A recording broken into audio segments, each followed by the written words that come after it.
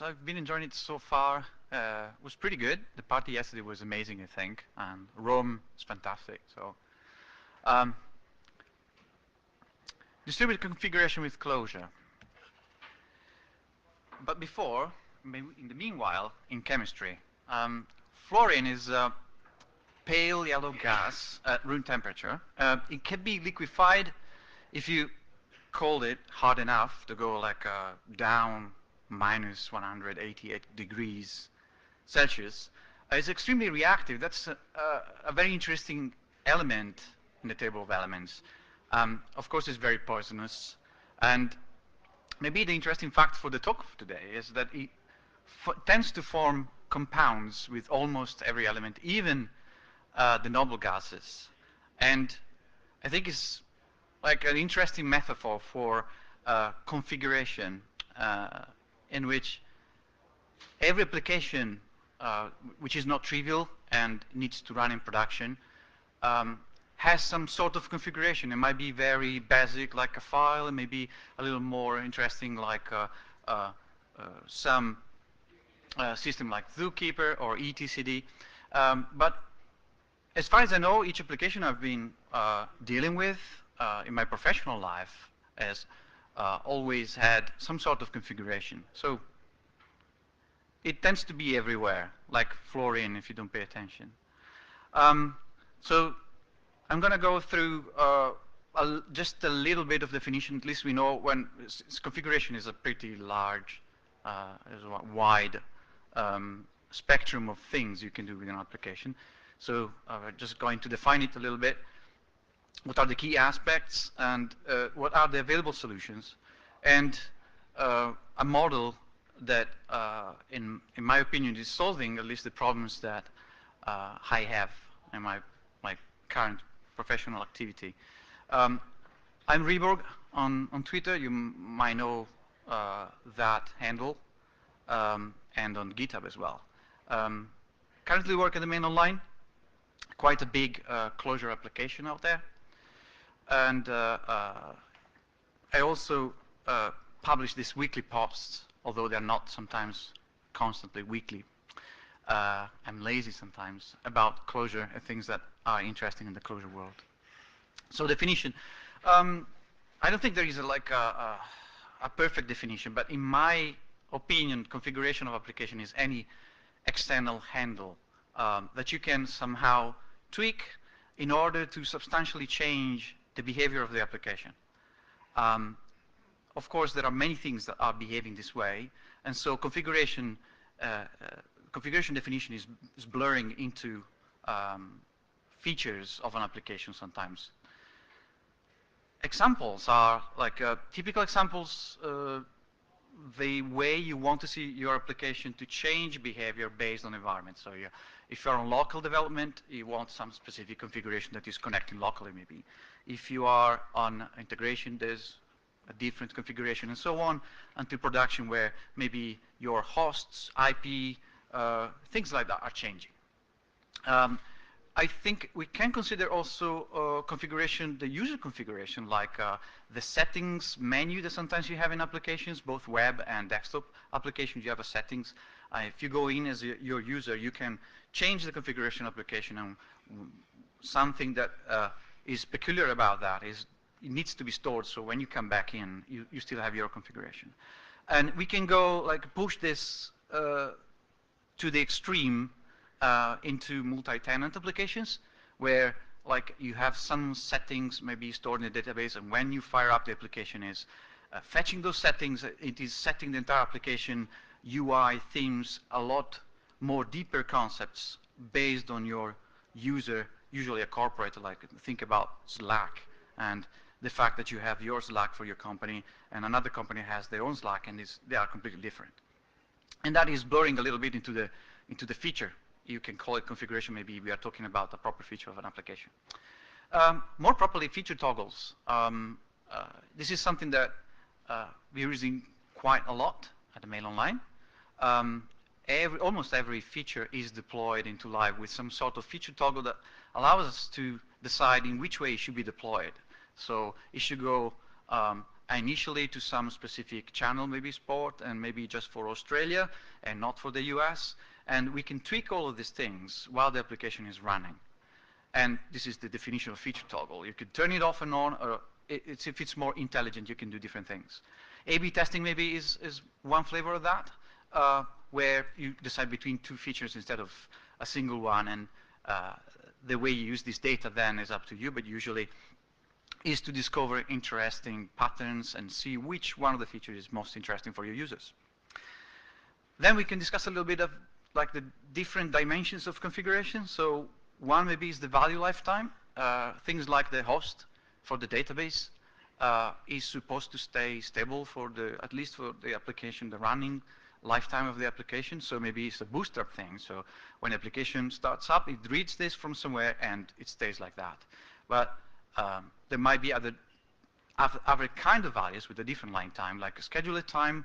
For example, every week, some report is FTP'd into some location, and your application is restarting, maybe daily, maybe weekly, and picking up this file and do something different. Or real time, and I'm thinking more about feature toggles that I was talking before. And one maybe things that is important is that if you have feature toggles, you usually have a conditions. The way you decide that your application should follow a different path is decided at runtime. So you have an if it's this, then do this. If not, else, do something else. Storage backends, it can be inside the source itself, usually like maybe in Java. Although this is not suggested and is not very common, you can have a class that is dedicated to constants, but as I said, it's not very used. XML files are maybe much more common, so you have some file that you're reading. You can have relational databases, so you store them in some sort of tabular form, and you can read them real time. Key value stores is similar in concept, but it tends to be separated from like the business data of the application that you tend to store in a more isolated, consistent, transactional data store like a relational database. Or you can have just dedicated services, and I can mention a couple that I know, Zookeeper, etcd. They both have features dedicated to configuration. So they say in the documentation somehow that you can store config and then you can read config. And they also have a very nice feature that is that you can push value to the application, push changes of the configuration to the application instead of reading them in a pull way. They tend to push to you, or you can have that if you use those specialized products. A little bit, another kind of distinction is about organization. If you have files, you can have single file, multiple files. If you have units, so not necessarily files, they can follow the same convention. You can organize configuration into tables if you use a relational database, or you can go hierarchical, like in the case of Zookeeper, where you have a tree. And a tree is, as far as I can say, one of the best options to inflexibility of organizing the configuration.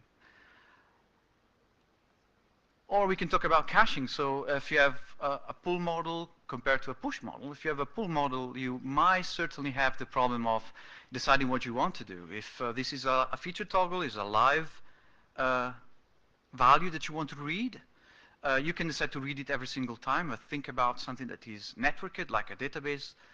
You might have a performance degradation. It might not be suitable for the application. So usually what happens, you cache this configuration somehow in memory, and then you have, as soon as you do that, you have the problem of, all right, so now it's cached when we are going to expire it.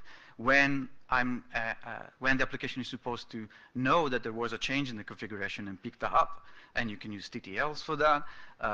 You can check timestamps and do it in a more custom way. Worth noticing that if you have the push model instead, this is not related. It doesn't force you to have any kind of cache, and the configuration is just pushed straight to you. You can, like, as the application, decide to do nothing about it. Usually, in our application, what we do is we bounce a few components. So with that, I mean they become aware of the new configuration and they behave differently. And then distribution is another important aspect. And this is especially for clustered applications. So if it's like our environment, you might have an environment where your application is running on multiple instances. Each one of them can receive one of the requests. And in that case, if the configuration changes, you want this configuration to be propagated to all of them. Hopefully, in a almost synchronous way. You don't want like a partition of the cluster to know about the old configuration and the other partition to know about the new, and work in this like in two different worlds. And this might also involve the fact that you need to coordinate a local caching validation. It's the same as the single instance application, just if you have a cluster, you have to coordinate that case as well. Last aspect is that I want to talk about is versioning, and that was probably the key aspect that made me think about a different solution for this problem. And because what at least was very important for us is that we have a lot of feature toggles. So the configuration, if you look at the configuration, it might seem very complicated. It's quite long. There are many features. Some of them are old, some of them are new. We tend to clean up them every once in a while, but there are quite a substantial number of them. And you want to know, when you're pushing a new configuration to the live environment, you want to know what you're pushing. You want to see a diff, for example, of what values are about to change. And you want to be, of course, also, you want to be able to revert the configuration if anything goes wrong into the running cluster. So this is especially true for feature toggles that are like impacting on the live environment. And if you push this kind of configuration, you want to be fast in recovering from an error in the configuration, and you also want to be able to diff them. So versioning is, in my opinion, a key aspect for configuration. So going in slightly more deeper details, I'm just picking one possible products of the many, like for relational databases or key value stores or specific products. And I just want to highlight that for each one of them, there is no a single column that is all green. There's some of the aspect that is impacting on your development life cycle in terms of you might need some effort to put together a custom solution. There might be some inflexibility or a lack of flexibility in doing some other kind of stuff. Just wondering if going through maybe one of them or two of them. So let's pick the first line, for example, updating. So if I'm using plain text for configuration in that case, the updating action, so the way the application is going to read them, if I push or pull, it's something that I need to do custom. That can be a library, of course, so there are many solutions already for that kind of problem. Use your library, but still, it's a custom action you need to do. So maybe it's not that much of effort, but it is something that you need to do. For MySQL or for other databases, usually the way you can be pushed about changes is by using triggers. Triggers have the drawback that they sit outside the application. So you have this part, sometimes very important part of the application that is sitting in the trigger. And this trigger is sitting in the database. And then is not part of the same place where you see all the rest of your sources. So that might be a problem. Also, programming trigger is not always done, if it's done in pure SQL, is not maybe the best language to do these kind of things, or there are better options. Redis, for example, if we talk about updating, they have a way to push you notifications. You have a client, and you use the Redis client, it will push the notification to you. Fantastic. etcd is the same thing, it's got watchers. I'll take another one, and then we can move on. If we go down, for example, to the diffing or the versioning, which are kind of connected, and you go plain text, you have this nice thing that almost every versioning system has a way for you to do diffing of files. So that comes almost for free. You have a tool that is already doing that, is making things colorful. You see exactly what is changing. And at the same time, it's a versioning tool, so you can revert quite easily. So from that point of view, it's a very good solution. But if you go into, for example, MySQL, Redis, or etcd, they are not using like a pure text approach. Of course, they are storing something that is pure text, but in order for you to do this diffing or versioning, you need to have some way of synchronizing something that is on the file system into something that is inside this kind of database, which is stored in usually in a binary and proprietary format.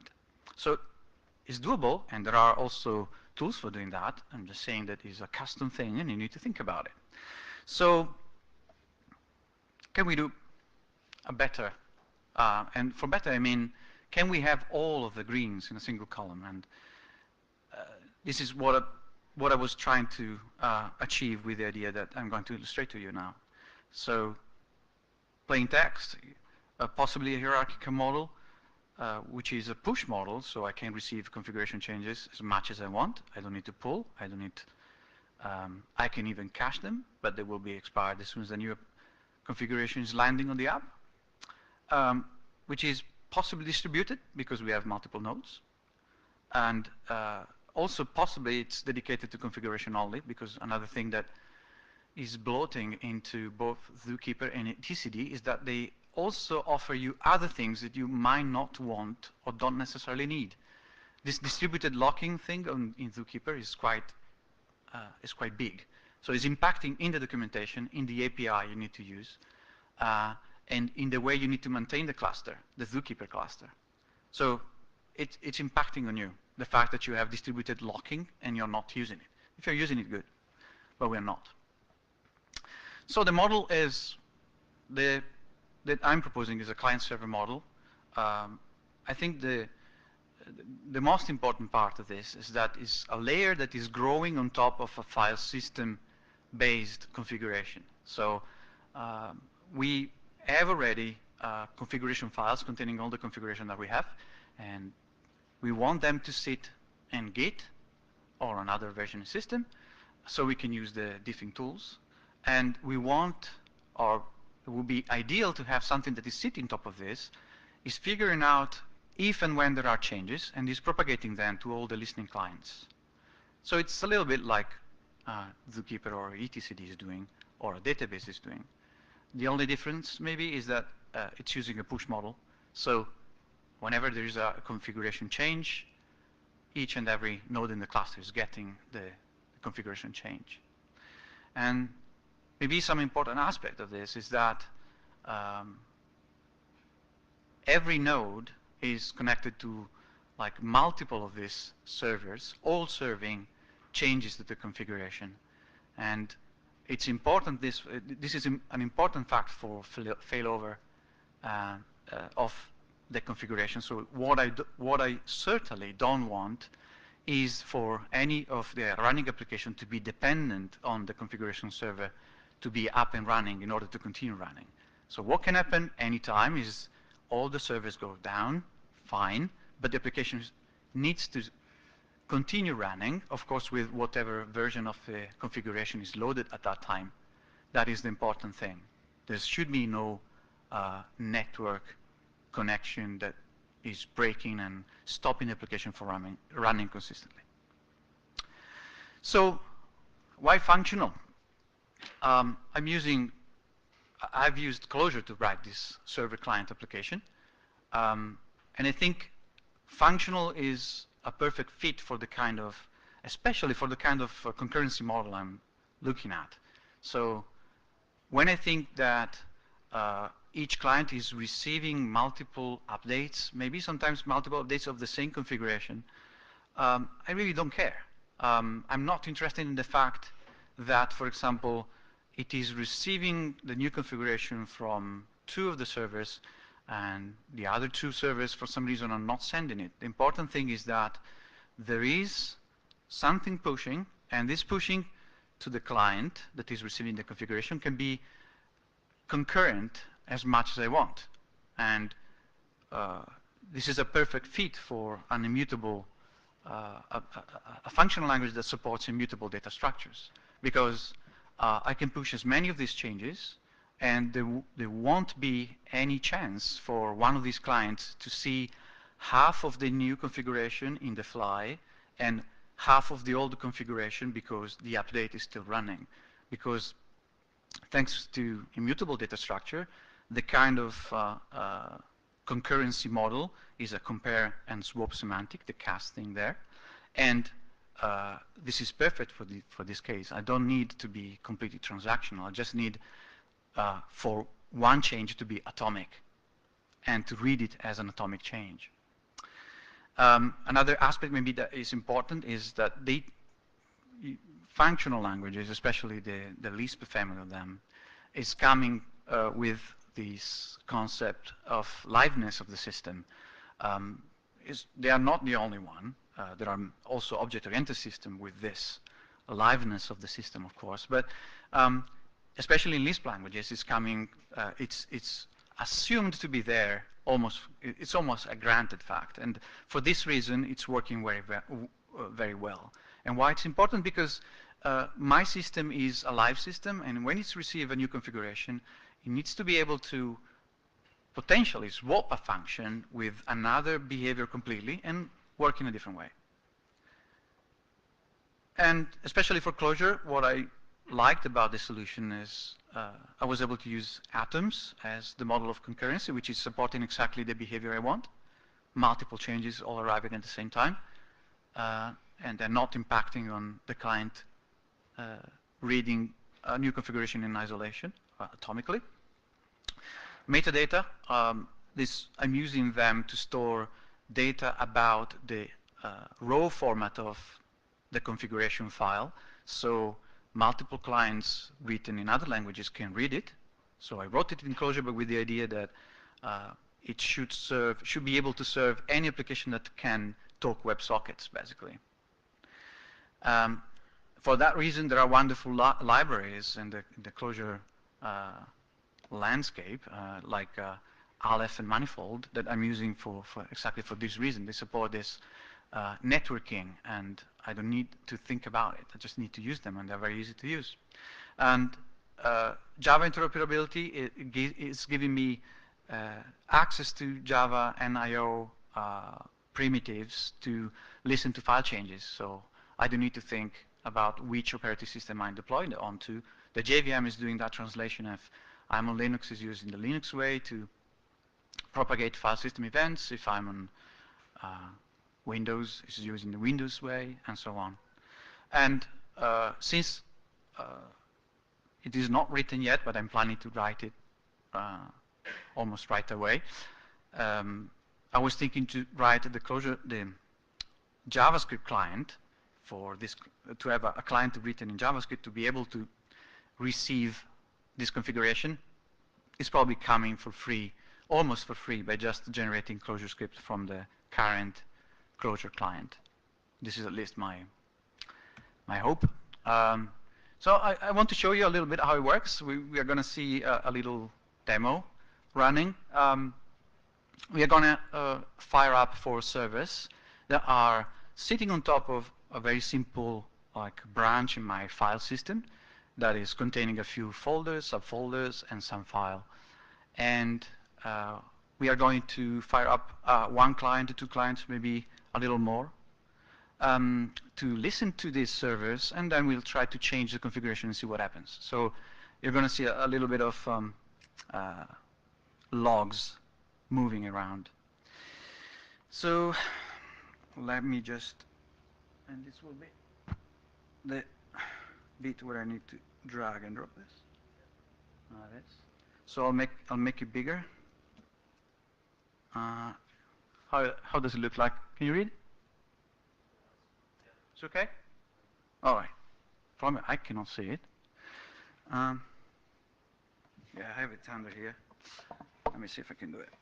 Okay, so let's start the servers.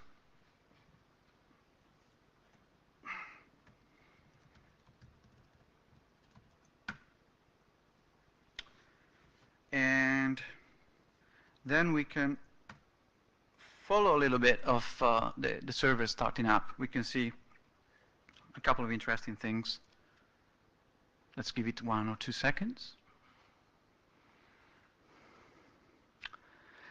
When each server starts up, it's just printing a few things about what is the root folder is looking at, or which port it's listening to, and things like that. And some warning.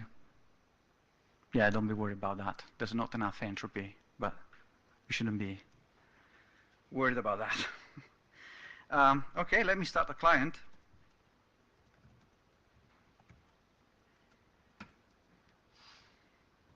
So if I go here, you should see, better if I leave it in the middle, I suppose. We see the client starting up, and when the client starts up, the first thing it happens, it connects to the server, and the server, the first thing the server does is to push a new configuration to the client. And you should, let me check, before it starts to ping, you see this line here? Okay, let me highlight it. Okay, this is the configuration. This is the result of, oh, I forgot to show you, by the way. At the top here, as soon as I can see where the cursor is. Okay, at the top here I have like a few applications, one subfolder for each application. And I decided that my client should listen to the top one, I think. No, this one, this test JSON thing. And inside this test JSON thing there are a few files, like this SAM JSON. If you go inside, you can see that it's just like a sample JSON file. And this is what you can read then if you go back to the line here. So the client number 1 says, I received the configuration, I can read it, and it's ready to run basically. So let's fire up another client just to make a little bit more noise.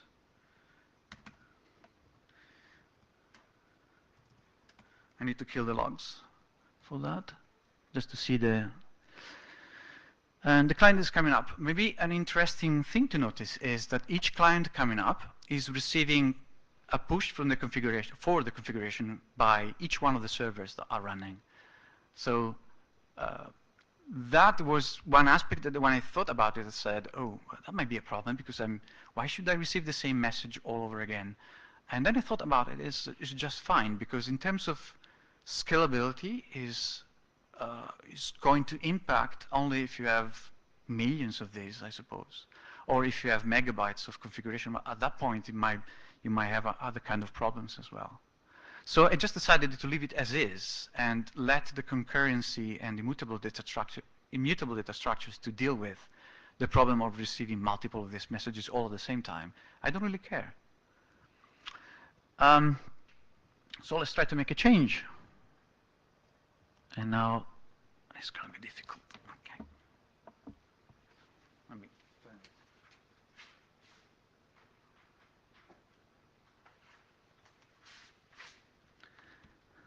sort of. Help me. So let's carry on some vector things. Is it correct, Jason? Yeah? All right. Save it. Let's see what happens.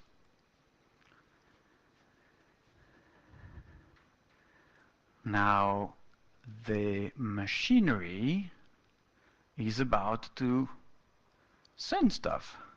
So you can see many messages coming as a nil thing. It's because it's the same client receiving the configuration multiple times, but at the top of that, it is actually receiving the change configuration. And you can see it here with the carry on now coming through. And the same client is then receiving the same messages, so it is printing the diff. So the next message is printing nil because there's no diff. But the first one is the one that we're interested in. And it goes on like this. So let me go back to the slides. A couple of technicalities about this. Problems that you might need to solve. Um, Keep tracking of connecting clients. So that might be interesting because I need to clean up from the server perspective, since at least this initial implementation is using WebSockets. I don't have any other way to know if a client went down for a proper reason or is just a temporary disconnection. So if I see a client that is reconnecting again, I'm assuming it died for some reason, and I have the previous WebSocket state that is still in the server state, so I need to clean it up. So I need to keep track of all the connecting client. If the same client is connecting twice, well, I'll clean up the previous state and say, oh, hello again, send the configuration, the current configuration again. The keep alive pings are for firewalls. Some of them, they usually are friendly with WebSocket connections, but if nothing is passing through the pipe, they might decide to drop the connection. So I'm pinging, and you probably noticed the messages of the pings going through. They have local caches. As I said, when you have a push model, you don't have the problem of the cache invalidation in the sense that you invalidate the cache every time there is a new message coming, throwing away the previous configuration and taking the new. I'm supporting both JSON and Eden. Eden is the format, the standard format for Clojure. It's got a specification, so you can use it from JavaScript as well or other languages, but it's definitely the most used in Clojure land. JavaScript client, as I said, is in the process of being written, and all the code is in that repo on my name. It's called Fluorine. And that's all, I think. I think this solution is serving us well at the moment. Is not deployed on the entirety of the application. Is running on part of it. Yeah, I think that's all. So if you have any questions.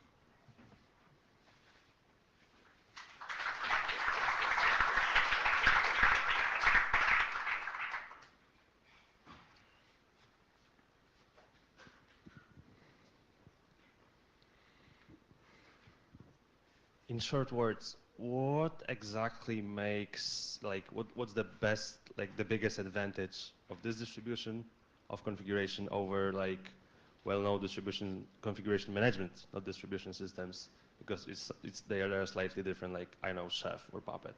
Like, what's the biggest advantage? So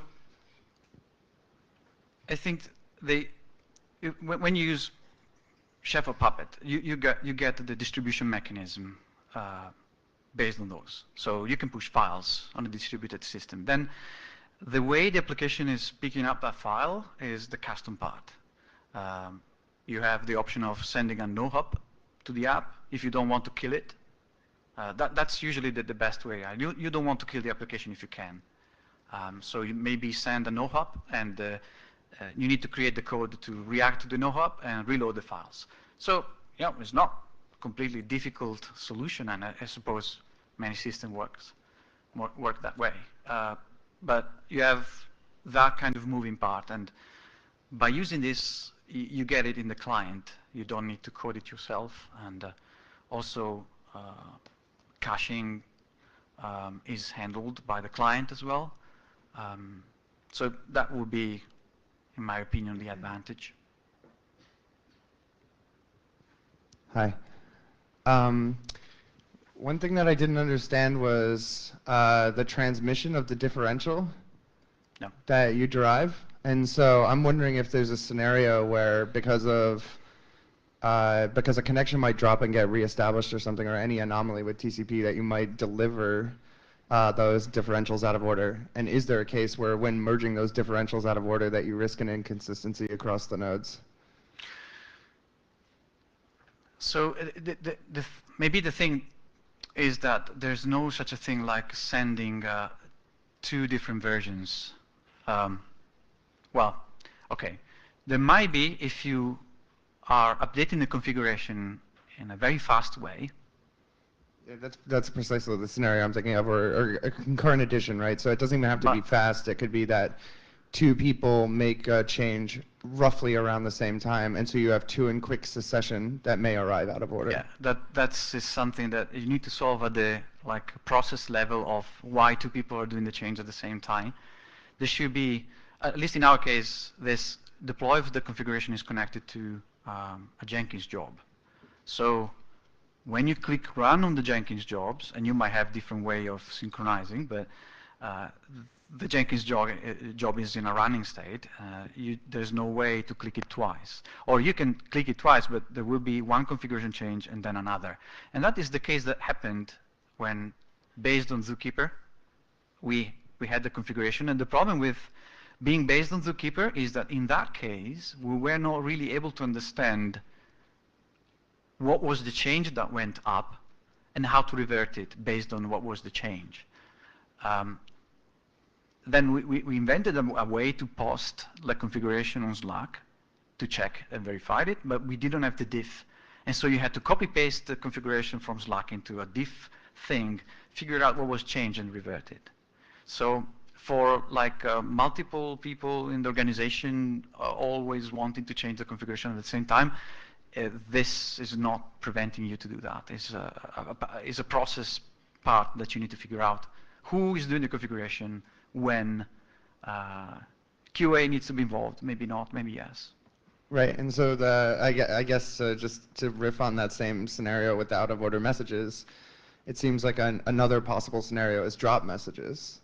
And so something like Zookeeper, one of the benefits that you get from Zookeeper and Zookeeper's atomic broadcast is that you get the guarantee that you'll have delivery to nodes that are considered part of the current view. And so I'm wondering, yeah, it seems like in the ideal operating case, or in ideal operation where there are a few network partitions, something like this is fine. But in a scenario where you're trying to reconfigure something because there's a network anomaly and you need to get a majority of your nodes online and reconfigure them to like kind of stabilize the environment, it might be difficult to perform that stabilization if you're dealing with these drop messages without consensus. The way you deal with it is you increase the number of servers, you put them in geographically distributed areas, so you have that kind of like failure, way to deal with failure, and then one of them will be able to send the configuration. This is what should happen. If none of them is able, of course, you don't get the change, but then you have another kind of problem if 5 servers are going down. Okay. What about the difference between your solution and the other configuration-specific ones like the Netflix Archives or Spring Cloud Config? I don't know about them.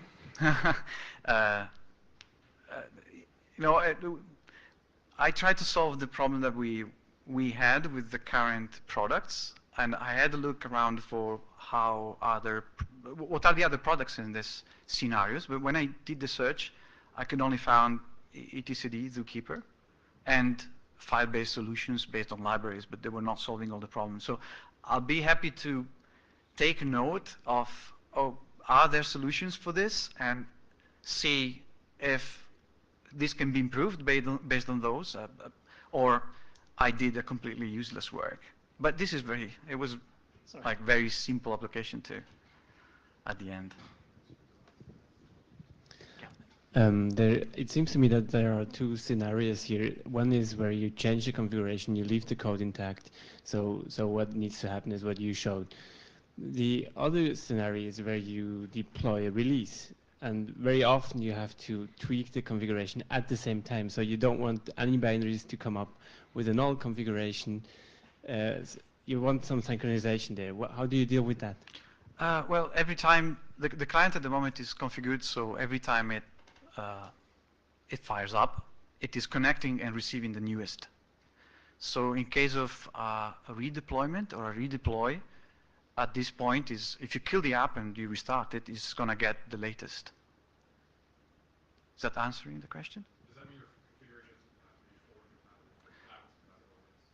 You can never like delete configuration. No, because the previous one is just disappearing as soon as the client dies. It's just in memory. There's no like other kind of caching.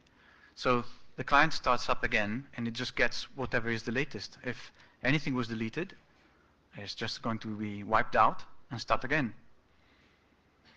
So there's no like this kind of logic merging stuff because there's no local state apart from the memory. Thank you. Thank you.